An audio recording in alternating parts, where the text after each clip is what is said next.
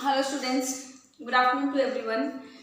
बेटे हम जेनेटिक्स के अंदर जो हेरिडिटी एंड इवोल्यूशन वाला चैप्टर स्टडी कर रहे हैं, हेरिडिटी एंड इवोल्यूशन, इसमें हम monohybrid and dihybrid cross के बारे में ऑलरेडी डिस्कस कर चुके हैं। ठीक है, हेरिडिटी एंड इवोल्यूशन में अब आज इस वीडियो में हम दो टॉपिक और डिस्कस करेंगे। फर्स्ट तो ये आता है कि how to determine the sex in the human being और ह्यूमन बींग्स, ह्यूमन बींग्स में सेक्स किस तरीके से डिटरमाइन होता है, और वी कैन से कि किस तरीके से मदर और फादर के जो क्रोमोसोम्स हैं वो सेग्रीगेट करके नेक्स्ट जनरेशन के अंदर ट्रांसमिट होते हैं। और एक हम डिस्कस करेंगे ह्यूमन के अंदर ब्लड ग्रुप के बारे में। आपको पता है, चलो आज ह्यूमन बींग्स में ब्लड ग्रुप सिस्टम के बारे में स्टडी करते हैं। ब्लड ग्रुप सिस्टम से पहले मैं आपको थोड़ा सा बताना चाहूँगी कि जो मैंने आपको डाई हाइब्रिड क्रॉस बताया है, उस डाई हाइब्रिड क्रॉस और उस मोनो हाइब्रिड क्रॉस में किस किस तरीके से क्वेश्चन पूछे जा सकते हैं। ठीक है, मैं कुछ क्वेश्चंस आज आपको सेंड करती हूँ। उस क्वेश्चन के बिहाफ पे अगर आप वो कर पाते हो तो ठीक है, नहीं कर पाते तो हमको आपको उसका सोल्यूशन भी सेंड करेंगे। सबसे पहले तो बेटा टाइप्स ऑफ गैमेट, एक क्वेश्चन आता है कि types of gametes, types of gametes किस तरीके से निकाले जाते हैं। देखो सपोज करो कि मैं आपको ये कह दूँ बेटा ये प्लांट है, आप बताओ यहाँ पे कितने टाइप के गैमेट बनेंगे। सिंपल सा मैडम एक टाइप का बनेगा जिसमें कैपिटल टी होगा।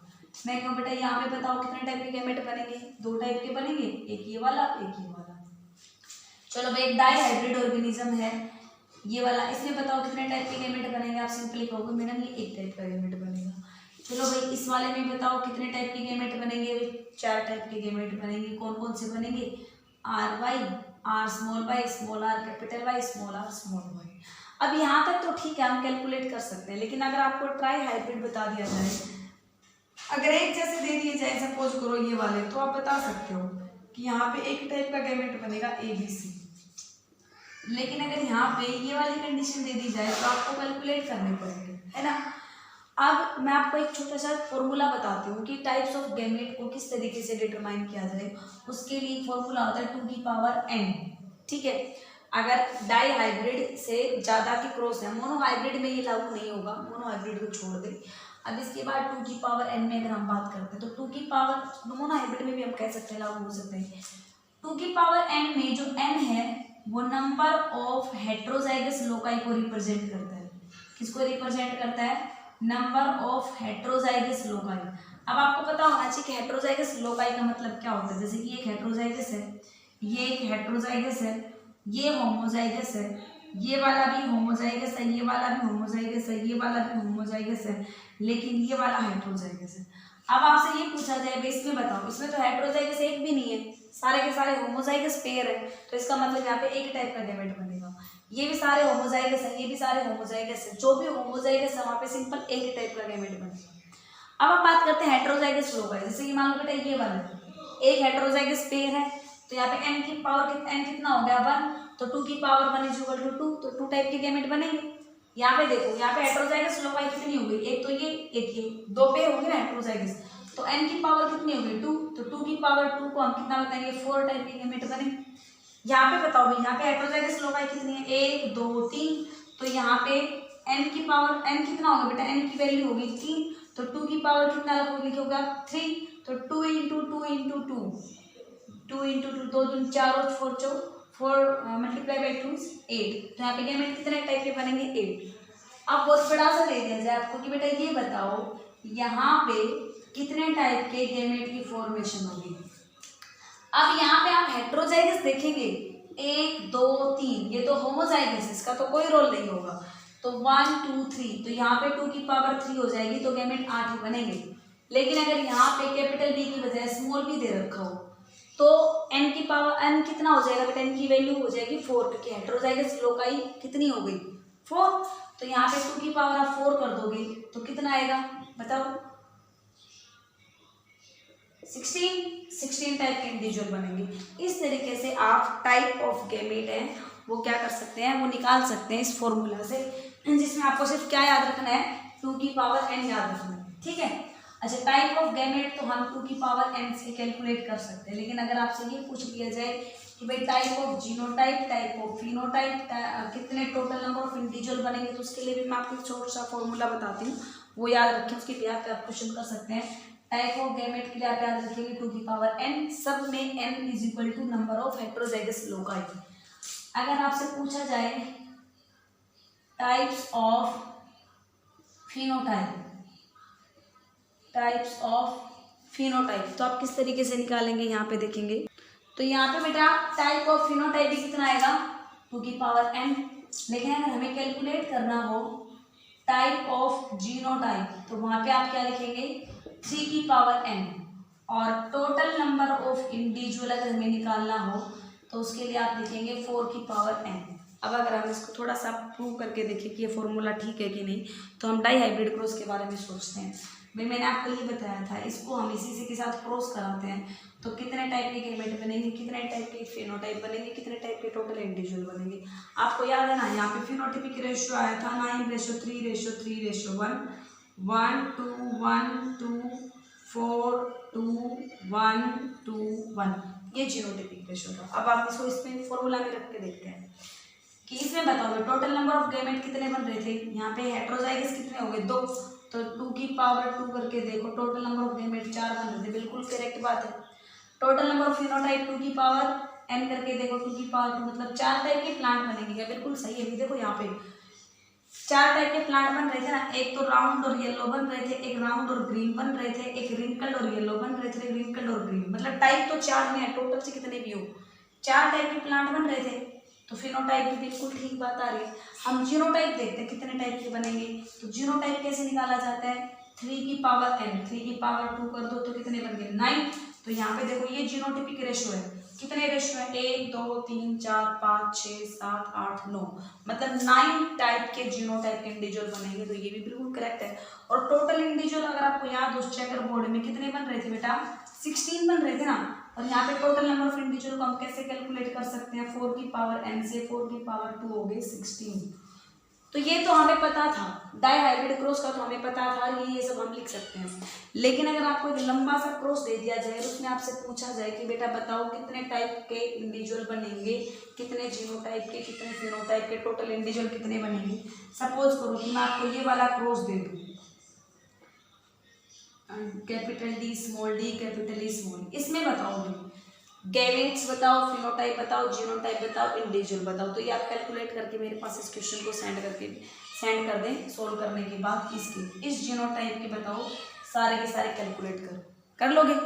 तो ये क्वेश्चंस आ सकते हैं आपके इस तरीके से। उसके लिए मैंने आपको फॉर्मूला बता दिया है। आई होप सारे बच्चे इसको अच्छे तरीके से समझ भी गए होंगे, कर भी गए। अब हम नेक्स्ट टॉपिक डिस्कस करते हैं। हेरिडिटी एंड इवोल्यूशन के अंदर अपना जो नेक्स्ट टॉपिक है वो कौन सा है अभी, वो नेक्स्ट टॉपिक है ABO blood group system. ABO blood group system. अब हम बात करते हैं कि ह्यूमन बींग्स के अंदर जो ब्लड ग्रुप सिस्टम है वो कौन सा है, वो एबीओ। तो बेटा ह्यूमन बींग्स के अंदर जो एबीओ ब्लड ग्रुप सिस्टम था that was given by a scientist known as Karl Landsteiner. ठीक है, कार्ल लैंडस्टीनर ने इस एबीओ सिस्टम के बारे में बताया था। अब ध्यान से सुनेंगे सिस्टम के अकॉर्डिंग क्या क्या था। इस सिस्टम के अकॉर्डिंग ये था कि हमारे अंदर एक जीन होता है आई जीन। ठीक है, आई gene is mainly responsible for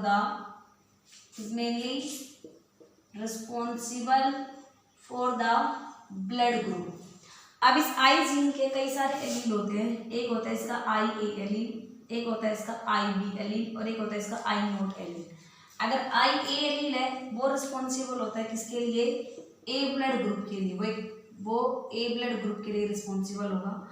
I B allele responsible होगा बी ब्लड ग्रुप के लिए और ओ रिस्पॉन्सिबल होता है मेनली ओ ब्लड ग्रुप के लिए। आप ध्यान से सुने इसमें क्या क्या चीजें इंपॉर्टेंट है बेटा। ये सारे के सारे एंटीजन्स हैं, ये कहाँ पे मिलते हैं बेटा, ये mainly found on the surface of the plasma membrane of RBC. Mainly जो antigen which is found on the plasma membrane of RBC will be responsible for the blood group।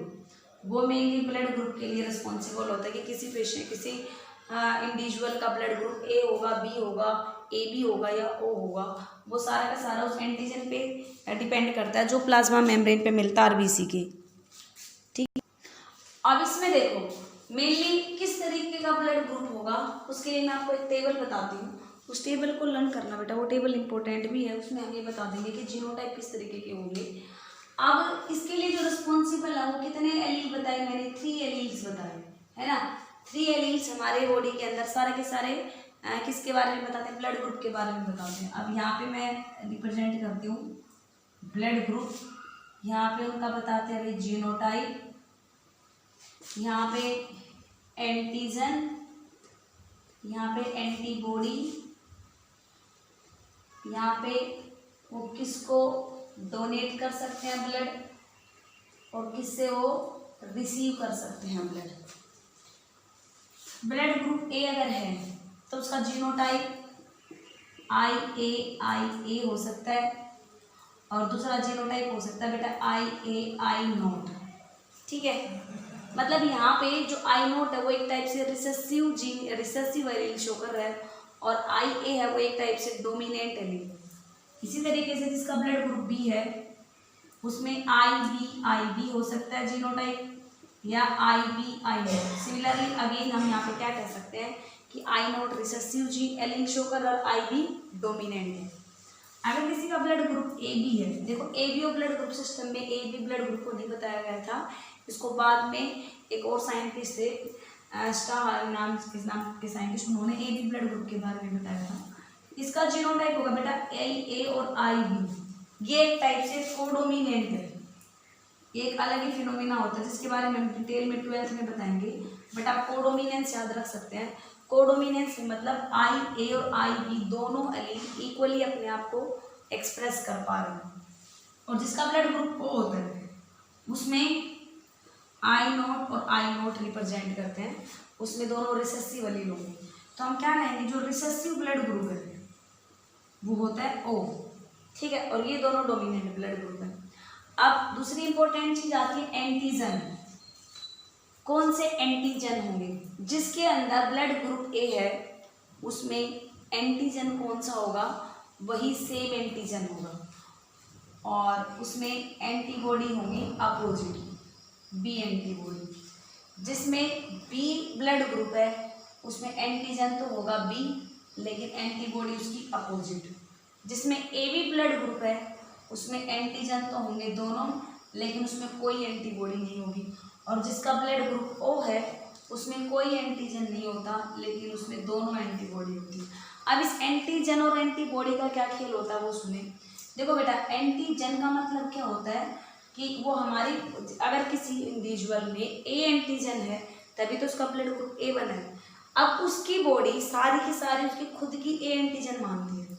अगर मान लो उसकी बॉडी में B एंटीजन चला जाए तो वो उसको फॉरेन समझेगा कि कोई फॉरेन पार्टिकल मेरी बॉडी में आ गया और उसको डिस्ट्रॉय करना शुरू कर देते हैं। ऐसा ही तो होता है जब हमें कोई डिजीज होती है, कोई बैक्टीरिया, कोई फंजाई, कोई वायरस हमारी बॉडी में एंट्री लेता है तो हमारी बॉडी उसके रिस्पॉन्स में एंटीबॉडी बनाती है उसको डिस्ट्रॉय करने के लिए।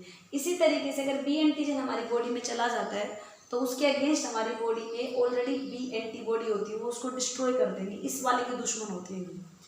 अगर किसी पेशेंट का ब्लड ग्रुप, किसी इंडिविजुअल का ब्लड ग्रुप B है तो B एंटीजन तो उसका खुद का है क्योंकि वो B ब्लड ग्रुप वाला है, तो उसकी बॉडी में कौन सी एंटीबॉडी मिलेंगी, A, मतलब वो इसकी दुश्मन होती हैं। अगर उसको बाई चांस ये वाला ब्लड ग्रुप दे दिया जाए उसकी बॉडी में तो उस पेशेंट की डेथ हो जाती है क्योंकि उसमें A और B एंटीजन है, ये A एंटीजन A एंटीबॉडी के साथ क्लम्पिंग कर लेगा और उसकी डेथ हो जाती है। अगर किसी का ब्लड ग्रुप AB है तो AB वाले के पास तो दोनों के दोनों एंटीजन अपने खुद के हैं, वो A वालों को भी अपना ही मानता है और B वालों को भी अपना ही मानता है, तो उसमें कोई एंटीबॉडी नहीं बनती, उसे कोई खतरा नहीं। लेकिन जिसका ब्लड ग्रुप O है उसके पास तो बेटा ना तो A एंटीजन है और ना ही B एंटीजन है, तो उसकी बॉडी में जो एंटीबॉडी एक टाइप से क्या होते हैं, एंटीबॉडी एक टाइप से प्रोटेक्टर होते हैं, मतलब वो हमारी बॉडी को डिजीज से प्रोटेक्ट करके रखते हैं, ठीक है। अब जो भी फॉरेन चीज होगी, अब वो फॉरेन पार्टिकल्स क्या आते हैं, अगर वो फॉरेन पार्टिकल सपोज करो A या B एंटीजन है तो A और B एंटीजन के रिस्पॉन्स में दोनों एंटीबॉडी बनती है A और B, तो O ब्लड ग्रुप वाला, इसीलिए तो बोलते हैं कि क्रूशियल होता है कि इसको हम किसी का ब्लड ग्रुप नहीं दे सकते। अब यहाँ से सुनेंगे, मैंने पूछा कि वो किसको ब्लड दे सकते हैं, to whom they can donate, to whom they can donate the blood, वो किसको ब्लड दे सकते हैं, किसको खतरा नहीं होगा। अगर किसी का ब्लड ग्रुप ए है तो बेटा वो किसको ब्लड दे सकता है, या तो वो ए को दे सकता है, देखो ए एंटीजन और किसके पास है, और हम वो ए बी को भी दे सकते हैं, क्योंकि ए बी वाले को भी कोई खतरा नहीं, क्योंकि उसकी बॉडी में कोई एंटीबॉडी नहीं है। मेन एंटीबॉडी से डर होता है, जो एंटीबॉडी उसमें प्रेजेंट होती है ना, वो एंटीजन वाला हम ब्लड नहीं दे सकते।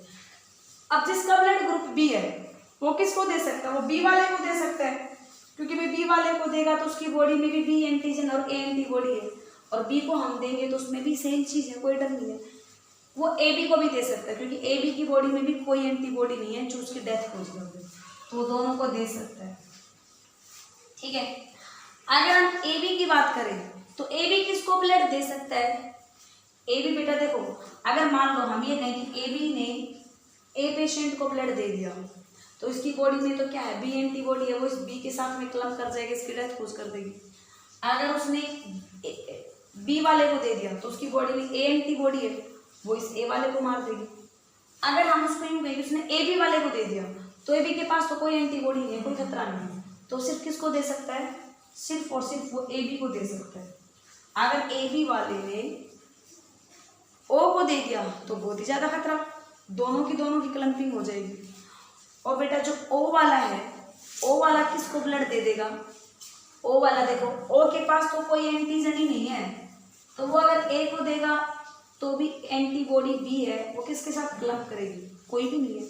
बी वाले को देगी तो भी किसी के साथ क्लम्प नहीं करेगी, ए बी वाले को दे दिया तो किसी के साथ क्लम्प नहीं करेगी, ए बी वाले में तो कोई एंटीबॉडी नहीं है और इसमें कोई एंटीजन नहीं, तो कोई डेंजर नहीं। तो ओ है, उसको हम क्या कहते हैं, O is the universal donor. अब क्वेश्चन ये आता है कि हम ओ को यूनिवर्सल डोनर क्यों कहते हैं, क्योंकि O do not have any of antigen, इसलिए किसी भी पेशेंट को कोई खतरा नहीं है, हम ओ वाले ब्लड ग्रुप को किसी को भी दे सकते हैं, ओ वाला ब्लड। ठीक है, नेक्स्ट आता है कि कौन किससे ब्लड ले सकता है। ए वाला किससे ब्लड ले लेगा, बताओ, ए वाले से ले सकता है क्योंकि उसके पास सेम एंटीजन सेम एंटीबॉडी। और किससे ले सकता है बेटा वो, और वो किससे ले सकता है, इससे भी नहीं ले सकता है, इसके तो दोनों खतरनाक है। देखो ये और ये आपस में अपोजिट है, ये और ये आपस में अपोजिट है, इसके पास कोई डेंजर नहीं है, तो वो सिर्फ ए से ले सकता है और ओ से, बी वाला बी से और ओ से ले सकता है। और ये माना जाता है यूनिवर्सल एक्सेप्टर, ये सबसे ब्लड ले सकता है ए बी, और ये सिर्फ और सिर्फ ओ से ले सकता है, ओ वाला। तो ये टेबल आप लर्न कर लें, इसमें से क्वेश्चन ये आएगा कि एबीओ ब्लड ग्रुप के लिए कितने जीनोटाइप होते हैं, टोटल 6। देखो 1 जीनोटाइप, 2 जीनोटाइप, 3, 4, 5, 6, टोटल 6 जीनोटाइप। कितने एलील रिस्पॉन्सिबल होंगे, 3। कितने एंटीजन होते हैं, 2। ठीक है, कितनी एंटीबॉडी होती है, 2। कौन किसको ब्लड दे सकता है, कौन किससे ले सकता है, कौन यूनिवर्सल डोनर है, कौन यूनिवर्सल एक्सेप्टर है। ये क्वेश्चन क्लियर हो गए। ठीक है, अब ये तो नॉर्मल सी बातें थी, हमने जो ब्लड ग्रुप के बारे में स्टडी किया। अब मैं आपको ब्लड ग्रुप के क्वेश्चंस करवाती हूँ कि ब्लड ग्रुप से किस तरीके के क्वेश्चंस आते हैं। सपोज करो कि हमें ये बता दिया गया कि एक फादर है और एक मदर है, उनका ब्लड ग्रुप ये है, तो उनके बच्चों का ब्लड ग्रुप क्या होगा। For example there is a statement given in which a father having blood group AB and a mother having blood group O, then what will be the blood group of children। तो हमें बच्चों का blood group बताना है, वो क्या होगा। अब हम बात करते हैं फादर, इससे रिप्रेजेंट करते हैं फीमेल को इससे। फादर का ब्लड ग्रुप हमने बताया AB और मदर का ब्लड ग्रुप हमने बताया O। तो आपको पता है बेटा फादर का ब्लड ग्रुप AB है तो क्या जीनोटाइप आएगा, IAIB। ओ ब्लड ग्रुप वाले का जीनोटाइप आएगा IOIO। यहाँ से कितने टाइप के गैमेट बने, 2, IA और IB। यहाँ से कितने टाइप के गैमेट बने, IO, एक ही टाइप का बनेगा, है ना। क्रॉसिंग करवा लो, देख लो ये और ये मिक्स किए तो कैसा ब्लड ग्रुप बना, IAIO। ये और ये किए तो IBIO। बताओ कैसा ब्लड ग्रुप बनेगा, ये ब्लड ग्रुप बनेगा A और ये बनेगा B। तो बेटा 50% बच्चे तो A ब्लड ग्रुप वाले हो सकते हैं और 50% बच्चे B ब्लड ग्रुप के हो सकते हैं। बता दोगे क्वेश्चन। तो बच्चों का ब्लड ग्रुप क्या होगा, ए और बी। अब क्वेश्चन ये आ जाएगा, फादर का ब्लड ग्रुप है ए बी, मदर का ब्लड ग्रुप है ओ, तो क्या उसके बच्चों का ब्लड ग्रुप ओ हो सकता है? नहीं हो सकता भाई, बिल्कुल भी। क्या उसके बच्चों का ब्लड ग्रुप ए बी हो सकता है? वो भी नहीं हो सकता। क्यों नहीं हो सकता? आप इस प्रोस के अकॉर्डिंग बता सकते हैं, ठीक है ना। अच्छा, अब दूसरा क्वेश्चन एक और बताती हूँ किस तरीके से पूछा जा सकता है। सपोज करो ये बता दिया जाए, एक there is a boy whose blood group is O and his mother blood group is B and his father blood group is A। तो ये बताओ what will be the genotype of his parents। उसके parents का genotype क्या होगा। हमें पता है कि भाई फादर का ब्लड ग्रुप ए है और मदर का ब्लड ग्रुप बी है और बच्चों का ब्लड ग्रुप ओ है, लड़के का ब्लड ग्रुप ओ है। अब हम यहाँ से निकाल सकते हैं कि भाई ऑफस्प्रिंग का ब्लड ग्रुप ओ कब आएगा, आई ओ। अब दोनों में आई ओ है तो इसका मतलब एक आई ओ तो इसके पास होना चाहिए, एक आई नोट इसके पास होना चाहिए। अब इसका ब्लड ग्रुप हालांकि की है तो इसका मतलब दूसरा एलील क्या होगा, इसके पास आई बी और इसके पास दूसरा एलील क्या होगा, आई ए। तो इसके फादर और मदर का हम जीनोटाइप इस तरीके से कैलकुलेट कर सकते हैं ना बेटा। तो सेम हमें इसी तरीके के क्वेश्चंस पूछे जाते हैं ब्लड ग्रुप के अंदर। ये तो आपका क्वेश्चन था कि एबीओ सिस्टम में से कैसे कैसे क्वेश्चंस आपको आ सकते हैं। बाकी आप और भी प्रैक्टिस करें क्वेश्चंस की, more and more questions practice करें। एक आ सकता है कि अगर हम सेक्स डिटर्मिनेशन से बात करते हैं कि ह्यूमन बीइंग्स में किस तरीके से सेक्स को डिटरमाइन किया जाता है, या फिर क्वेश्चन इस तरीके से आ जाए कि किस तरीके से एक ऑर्गेनिज्म मेल होगा कि फीमेल, वो हम नेक्स्ट वाली वीडियो के अंदर देखते हैं, ठीक है बेटे।